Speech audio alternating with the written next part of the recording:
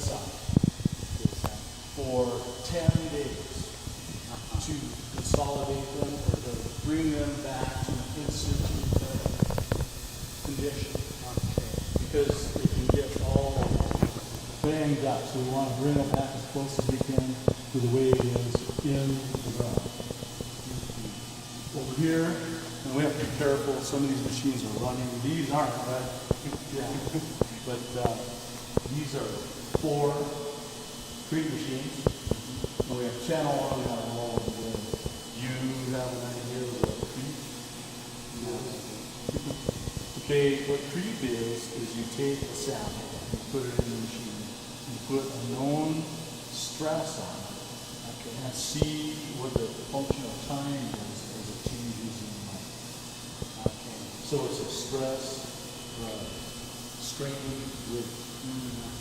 So it'll stress really fast to start with, and then it'll come to an even slope where it's giving at the same rate of the function of time as in height. So this is really a good sample.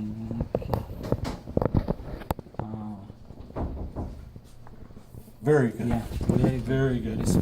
And we can also move this, and this is a basic gauge that we can measure out to very, very small numbers how high this is. So what we can do here is we'll move this off to the side. We're going over to here.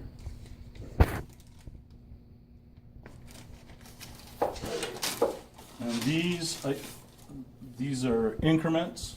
So these are equal, all the way from here to the top to the bottom.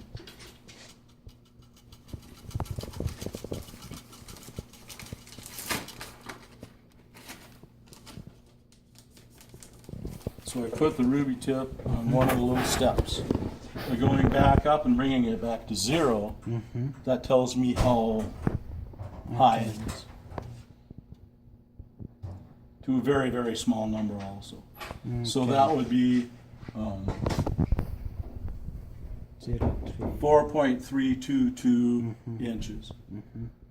So it gives us a good measurement. From there, we'll weigh the samples. And we'll measure, same difference.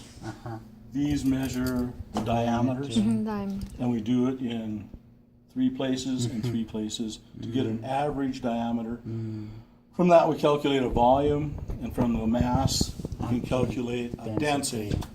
And by putting that in with our measurements of the samples, we can look at that and say, this sample wasn't very strong, what's the density? And they vary. So if a lot of them are the same and they give us the same answer, but one of them gives us a low number and it's a low density, that way we can kind of break out what might be causing the strengths to be different. We also take pictures of the samples before we test them and then after, so that when we go into the report, we'll have a picture of the sample before it was tested and after it.